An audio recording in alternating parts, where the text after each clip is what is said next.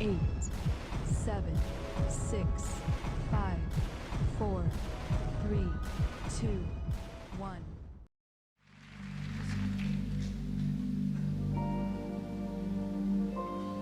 Saudara terkasih, ketika mujizat sedang terjadi dalam hidup kita, sakit disembuhkan, berkat begitu melimpah, akan dengan sangat mudah kita berkata, Tuhan, Engkau baik, Tuhan, Engkau sangat baik bagiku. Namun, bagaimana ketika semua hal itu tidak terjadi dalam hidupmu? Bagaimana dengan setiap tarikan dan hembusan nafas? Bagaimana dengan detak jantung yang berdetak dalam hidupmu? Sadarilah saudara, kita hidup, kita ada hari ini, semua karena kemurahan-Nya.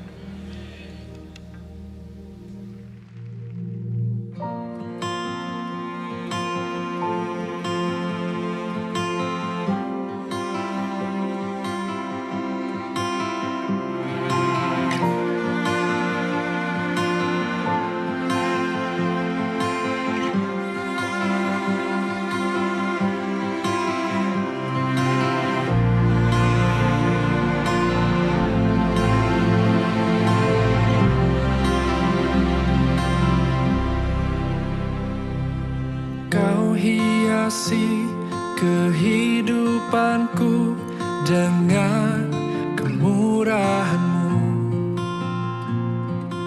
Kau rancangkan masa depanku penuh dengan harapan. Aku ada saat ini, semuanya karena kasih-Mu. Aku hidup hari ini, semua berkat kemurahan-Mu. Terima kasih Yesus, Engkau sangat baik, teramat baik bagiku.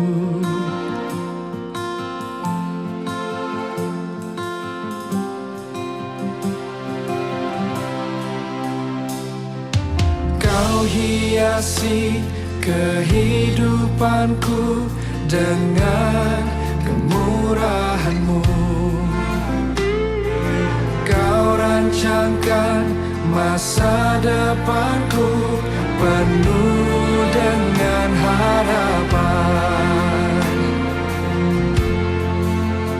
Aku ada saat ini, semuanya karena kasih-Mu.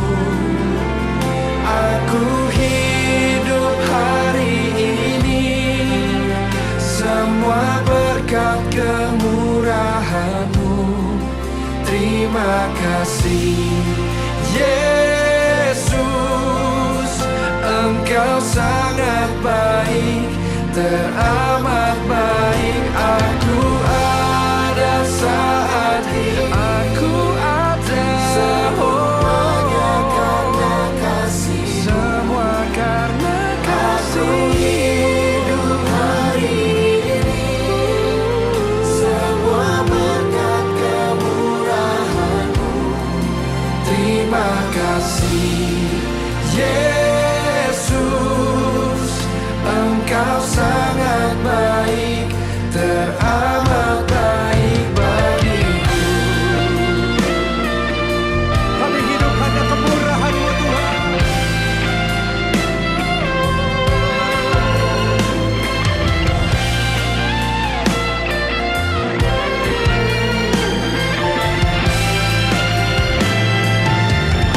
Mari angkat kedua tanganmu, sama-sama katakan,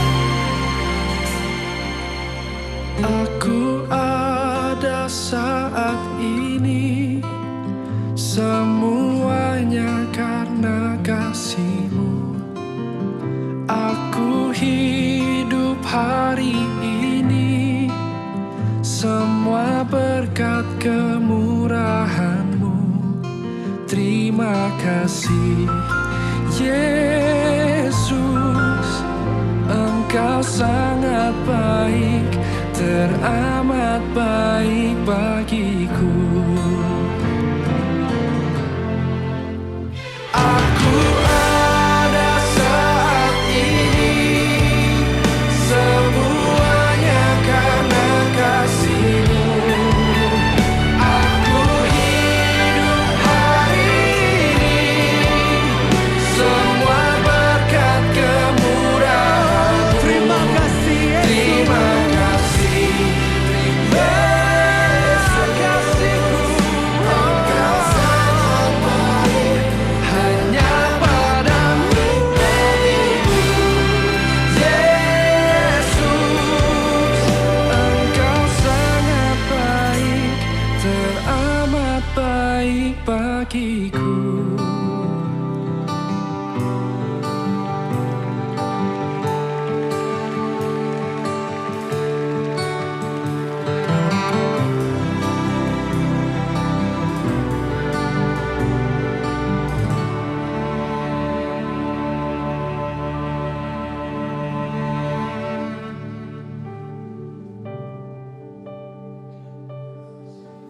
Engkau baik,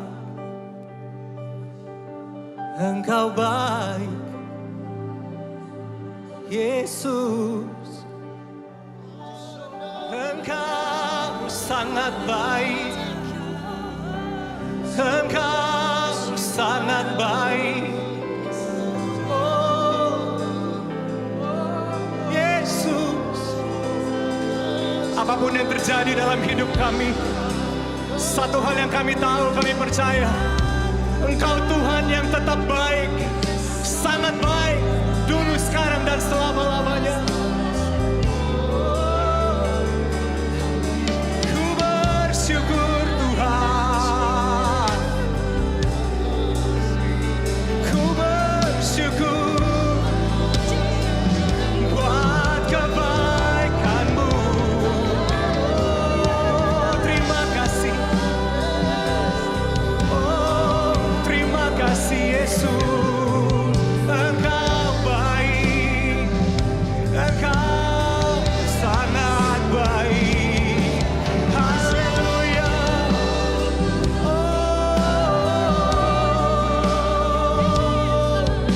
Engkau baik bagiku, Engkau baik bagiku. Terima kasih Tuhan. Terima kasih Yesus.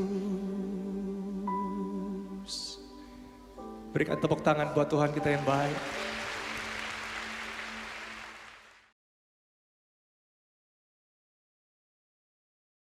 Shalom, salam sejahtera untuk kita pada pagi ini di dalam ibadah raya kita. Kita bersyukur kepada Tuhan karena kita diberikan kesempatan pada hari ini untuk bersama menikmati kebenaran firman Tuhan yang menjadi pedoman bagi hidup kita sebagai orang yang beriman. Pada kesempatan ini terlebih dahulu kita serahkan ruangan waktu ini dalam tangan Tuhan.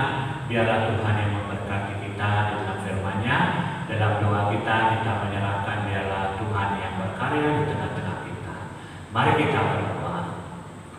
Bapa kami yang ada dalam kerajaan surga, pada pagi hari yang indah ini kami sangat bersyukur dan berterima kasih kepadamu karena kami dapat menikmati pertemuan kami, ibadah kami pada hari ini dalam kasih anugerah Tuhan yang berkelimpahan baik pada hari ini, begitu juga di hari yang mendatang. Dan izinkan kami pada pagi hari ini untuk bersama-sama menikmati berkat perkenan-Mu dalam firman-Mu yang kami renungkan, yang kami akan pelajari dan kami terapkan dalam hidup kami setiap hari untuk kami menghadapi hari-hari yang penuh cabaran yang kami tempuhi baik pada hari ini, begitu juga hari-hari yang mendatang Tuhan. Dan Tuhan, pada saat ini kami bersyukur dan berterima kasih atas berkat pimpinan-Mu dalam hidup kami pada hari ini, sehingga pertemuan kami dapat berjalan dengan penyertaan Tuhan yang mendahului dari awal, pertengahan hingga selesainya nanti. Kiranya firman-Mu menjadi berkat bagi kami, menjadi pedoman dalam hidup kami, sehingga kami hidup dalam kasih anugerah Tuhan yang berkelimpahan. Terima kasih Bapa, hanya dalam nama Tuhan Yesus Saudara dan Bapak Ibu yang dikasih dalam Tuhan Yesus Kristus, pada pagi yang indah ini, firman Tuhan yang kita bahaskan pada pagi hari ini kita perhatikan di dalam Lukas pasal yang ke-13. Lukas pasal yang ke-13 ayat yang pertama hingga ayat yang ke-5. Hanya 5 ayat ini yang kita bahaskan pada pagi yang indah ini, walaupun secara singkat. Kita yakin percaya daripada pesan firman Tuhan yang kita perhatikan di dalam firman Tuhan di dalam Lukas 13 yang pertama dan 5 ini yang memberikan kita kekuatan untuk menghadapi waktu anugerah yang Tuhan berikan. Karena khususnya pada hari ini tema renungan kita yang berkata berubah di waktu anugerah. Berubah di waktu anugerah. Ayat yang pertama berkata, pada waktu itu datanglah kepada Yesus beberapa orang membawa kabar tentang orang-orang Galilea yang darahnya dicampurkan Pilatus dengan darah korban yang mereka persembahkan. Yesus menjawab mereka, "Sangkamu orang-orang Galilea ini lebih besar dosanya daripada dosa semua orang Galilea yang lain, karena mereka mengalami nasib itu? Tidak, kataku kepadamu, tetapi jikalau kamu tidak bertobat, kamu semua akan binasa atas cara demikian. Atau sangka kamu ke-18 orang yang mati ditimpa menara dekat Silo lebih besar kesalahannya daripada kesalahan semua orang lain yang diam di Yerusalem? Tidak, kataku kepadamu, tetapi jikalau kamu tidak bertobat, kamu semua akan binasa atas cara demikian. Jadi saudara, keluarga yang dikasih dalam Tuhan, pada kesempatan ini, apa yang kita pikirkan tentang tragedi musibah bencana menimpa seseorang? Banyak hal muncul dalam benak kita, mulai dari kecelakaan alamiah, hukuman, atau suatu konsekuensi daripada dosa. Hal ini yang juga muncul dalam benak masyarakat Yahudi saat Yesus melayani. Ya, karena di dalam Lukas 13 ayat yang pertama hingga ayat yang ke-5 ini, yang dimana gambaran pelayanan Tuhan Yesus, ada dua hal ataupun dua tragedi yang terjadi. Nah, yang pertama adalah pembantaian orang-orang Galilea oleh tentara Pilatus ketika mereka sedang mempersembahkan korban di bait suci, sehingga disebut darah mereka tertumpah bercampur dengan darah dari binatang yang dikorbankan kepada Tuhan. Saat itu pembantaian dilakukan karena masyarakat Galilea memang kerap memberontak kepada pemerintahan Romawi. Nah, yang kedua, peristiwa kenahasan lain, yakni tentang 18 orang yang menjadi korban runtuhnya menara Siloam. Pemahaman umum masyarakat akan kedua kejadian ini, bahwa orang yang mati secara kejadian ini adalah orang yang berdosa. Karena atas dosa mereka mengalami hukuman daripada Tuhan. Ya, mereka mengalami hukuman daripada Tuhan. Sebaliknya, orang benar ataupun orang saleh pasti akan diberkati oleh Tuhan, selamat dan baik-baik saja. Namun alih-alih menghakimi, ya, alih-alih yang datang kepada Tuhan, mereka menghakimi. Yesus hanya mengatakan bahwa orang yang meninggal mengenaskan karena tragedi dan bencana yang dialami tidak serta-merta karena mereka menanggung dosa mereka. Nah, Yesus justru 2 kali menegaskan Di dalam firman Tuhan yang kita baca bersama-sama tadi, 2 kali ya. 2 kali Yesus menegaskan dalam firman Tuhan, tetapi jikalau kamu tidak bertobat, kamu semua akan binasa atas cara demikian. Respon Yesus ini menunjukkan 2 pandangan teologinya, ya, 2 pandangan teologinya.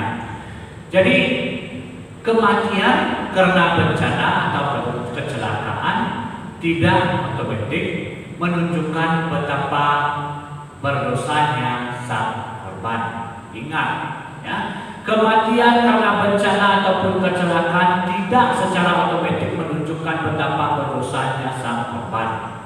Nah, seterusnya, daripada sibuk menilai dosa orang lain melalui peristiwa hidup mati seseorang, Yesus juga menyarankan pertobatan yang dimulai dari diri sendiri terlebih dahulu.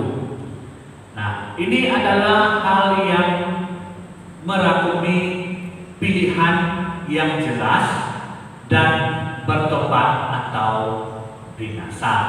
Nah, jadi kalau kita memperhatikan alih-alih ataupun beberapa orang yang datang kepada Yesus yang mengatakan tentang orang Galilea yang darahnya dicampurkan Pilatus dengan darah korban yang mereka persembahkan. Mereka menghakimi, tetapi 2 hal yang Tuhan Yesus jelaskan bahwa bencana itu bukan secara otomatis menjelaskan bahwa orang itu berdosa, dan juga kematian orang itu tidak boleh dinilai ataupun ditekankan bahwa kematian itu adalah akibat perbuatan dosa.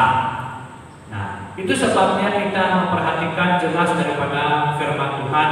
Kata Yesus dalam ayat yang kedua, jawab Yesus kepada mereka, "Sangkamu orang-orang Galilea ini lebih besar dosanya daripada dosa semua orang Galilea yang lainnya?" Daripada sibuk menilai dosa orang lain melalui peristiwa hidup mati seseorang, Yesus menyarankan pertobatan yang dimulai dari diri sendiri terlebih dahulu. Nah, jadi saudara dan keluarga yang dikasihi dalam Tuhan, sesuai dengan tema kita yang telah kita perhatikan pada awalnya tadi, berubah di waktu anugerah, ya, berubah di waktu anugerah. Pertobatan yang dimaksudkan melingkupi 2 tahap: menyesali perbuatan lalu berbalik menempuh jalan yang benar. Penyesalan harus diikuti dengan transformasi hidup yang berubah dan berbuah, memperjuangkan kemuliaan Tuhan dan kebaikan seluruh ciptaan Tuhan. Karenanya Yesus melanjutkan dengan kiasan tentang pohon ara yang diharapkan berbuah. Kita perhatikan di dalam Lukas pasal 3 ayat yang ke-6 hingga ayat yang ke-9. Nah, karena selama 3 tahun tumbuhan ini ditanam di kebun tidak menghasilkan buah. Karena kalau kita memperhatikan pohon ara ini adalah suatu pohon yang tidak memilih tanah, struktur tanah, tempat, dan cuaca. Ianya satu pohon yang menjadi berkat bagi semua orang, dan bagi siapapun juga yang menginap ataupun duduk di bawah pohon ini adalah menjadi berkat bagi memberikan mereka makanan dan kesejukan ketika teriknya matahari. Menjadi anehnya jika sebuah pohon ara berada di kebun anggur dengan tanah yang subur dirawat secara sinambung, namun tidak menghasilkan apa-apa. Ya, pokok yang subur pokok yang dirawat, pokok yang senantiasa dibaca dan dirawat, tanahnya yang subur, tidak menghasilkan apa-apa. Hal ini dapat diartikan sebagai orang-orang yang tumbuh di lingkungan yang baik dalam hidup berlimpah dengan anugerah ataupun di kebun anggur, namun tidak juga menghasilkan buah ataupun berkat-berkat Tuhan. Kalau kita memperhatikan seorang yang bernama Direk, seorang pendeta yang melayani pada zaman pembantaian orang-orang Yahudi oleh kelompok Nazi di Jerman, berkata bahwa ada dua kecenderungan sikap manusia memandang anugerah Tuhan: waktu, kesempatan, dan berkat. Yang pertama, cheap grace, memandang bahwa anugerah Tuhan sebagai anugerah murahan. Orang Kristen yang demikian tidak mau bayar harga untuk mengikut Tuhan. Hidupnya sama dengan cara orang duniawi berpikir dan bertindak. Orang Kristen tanpa pertobatan dan buah yang nyata adalah orang yang memiliki sikap menganggap iman murahan. Yang kedua, costly grace, orang Kristen yang mau membayar harga demi mengikut Kristus. Ya, yang pertama tadi cheap grace, dan yang kedua costly grace. Ya, costly grace ini orang Kristen yang mau membayar harga demi mengikut Kristus. Mereka menyadari akan anugerah Tuhan yang sudah mereka terima, lalu menyerahkan hidup dalam kekudusan, dalam kehendak Tuhan supaya hidup mereka menyenangkan hatinya dan menjadi saluran berkat kasih Tuhan. Saudara, mari pergunakan waktu hidup kita dengan bijak. Jauhi kesia-siaan yang membuat hidup kita menjadi batu sandungan bagi orang lain. Di dalam Yesaya pasal 55 ayat 4 hingga ayat yang kelima, dituliskan bahwa Tuhan telah menetapkan kita menjadi saksi bagi bangsa-bangsa.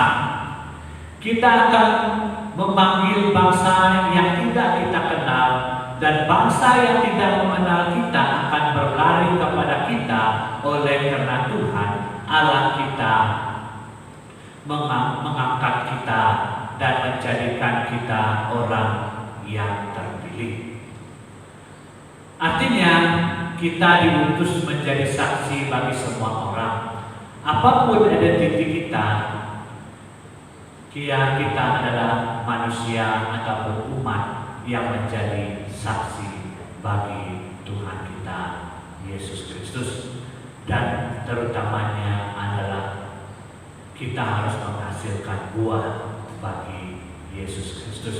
Nah, kalau kita tidak memperhatikan daripada apa yang dijelaskan firman Tuhan di dalam petikan firman yang kita perhatikan, bahwa sikap beberapa orang yang datang kepada Tuhan Yesus yang menghakimi bahwa kecelakaan daripada dua tragedi ini adalah akibat dosa.